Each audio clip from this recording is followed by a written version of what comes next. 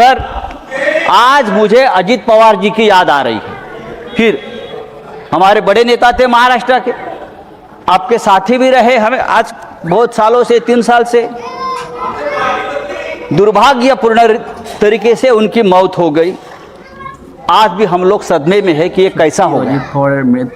इतना एक दमदार आदमी, जिस तरह से उनकी मौत हो गई, दुर्घटना हो गई, आज भी हम लोग सदमे में।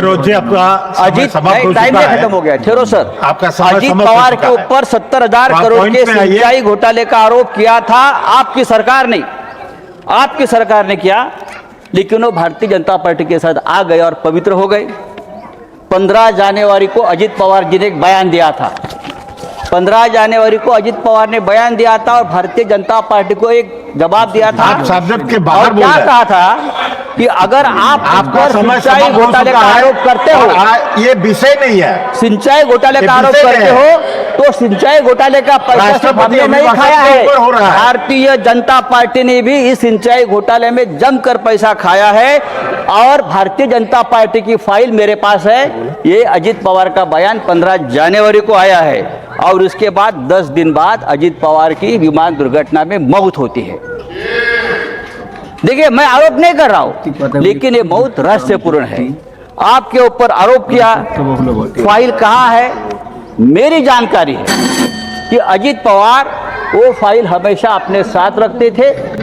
जब मुंबई से वो निकले बारामती में, तब भी वो फाइल उनके पास थी और आधे घंटे में अजित पवार जी की दर्दनाक मौत हो गई।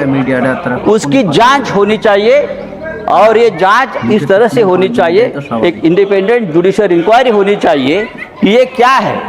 धन्यवाद। भ्रष्टाचार का आरोप। मुझे तो जस्टिस लोया की याद आ गई। जब अजित पवार का एक्सीडेंट मैंने देखा तो मुझे जस्टिस लोया की याद आ गई। क्या इस प्रकार का कोई हादसा तो नहीं होगा? देखिए, सुनने की आदत रखो। ये डेमोक्रेसी है, आप सुनने की आदत रखो। सर, आपकी सरकार अगर डेमोक्रेटिक तरीके से आई है। धन्यवाद सर, 1 मिनट दीजिए। एक मिनट भी नहीं है अभी सर। हाउस एडजॉर्न करना है। सर, समाप्त कीजिए। ये सरकार हिंदुत्व की बात करती है, लेकिन इस देश में सबसे ज्यादा तकलीफ में अगर कोई होगा तो हिंदू है। हिंदू में हिंदू गंदे पानी पीकर मरता है। लखनऊ में हिंदू कप सिर्फ पीकर मरता है और बांग्लादेश में हिंदू को मार दिया जाता है और देश के प्रधानमंत्री और देश की सरकार पर चुप बैठी है। सर, आदरणीय राष्ट्रपति जी ने अगर इस बात का जिक्र किया होता तो हम बहुत आपसे स्वागत करता। অজিত পাওয়ারের মৃত্যুর পূর্বে কিন্তু আরও ভারতের 2 জন বিখ্যাত মানুষ তারাও কিন্তু প্লেন ক্র্যাশে মারা গিয়েছেন। তারাও এই কেন্দ্র সরকার বা বিজেপি বা মোদির বিরুদ্ধে সুর চড়িয়েছিলেন বা গোপন তথ্য জেনে গিয়েছিলেন। যার প্রথমে রয়েছেন 8ই ডিসেম্বর 2021 সালে ভারতীয় বিমান দুর্ঘটনায় একটি MI-17V5 হেলিকপ্টার দুর্ঘটনায় মারা যান বিপিন রাওয়াত। তিনি ছিলেন ভারতের প্রথম চিফ অফ ডিফেন্স স্টাফ বা অর্থাৎ সেনা প্রধান।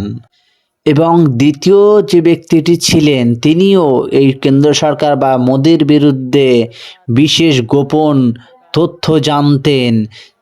তিনি আর কেউ নন, তিনি ছিলেন গুজরাটের প্রাক্তন মুখ্যমন্ত্রী বিজয় রূপানি।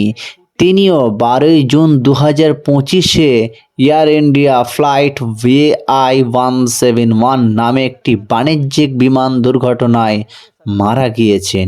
তারপরে আমরা বিগত দিনে লক্ষ্য করলাম যে অজিত পাওয়ার তিনিও প্লেন দুর্ঘটনায় মারা গিয়েছেন এবং তিনি মৃত্যুর পূর্বে তিনি বিজেপির বিরুদ্ধে একটি গোপন ফাইল বা স্ক্যাম সম্পর্কে প্রকাশ করতে চলেছিলেন এবং সেই মন্তব্যের 6 থেকে 10 দিনের মধ্যে প্লেন দুর্ঘটনায় প্রাণ হারালেন সেই অজিত পাওয়ার, যিনিও বিজেপির বিরুদ্ধে সুর চড়াতে চেয়েছিলেন এবং তিনি গোপনে মহারাষ্ট্রের শিব নেতা ইউবিটির সেই শিব বিরোধী নেতা বিজেপির সঞ্জয় রাউতের সঙ্গে তিনি গোপনে মিটিং করে বিজেপি ছেড়ে ইউবিটিতে যোগদান করতে চলেছিলেন এবং সেই অজিত পাওয়ারের কাছে যে গোপন একটি পুরনো অভিযোগ বা ফাইল আছে বিজেপির বিরুদ্ধে, সেই ফাইলটি ইতিমধ্যেই গায়েব করে দেওয়া হয়েছে এমনটি দাবি করা হচ্ছে সংবাদের গোপন সূত্রের মাধ্যমে। আগামী দিনে কি এমনটি ঘটতে পারে নীতিশ নাইডুর সাথে? প্রশ্ন এখন কোটি টাকার মতো দাম হয়ে দাঁড়িয়েছে।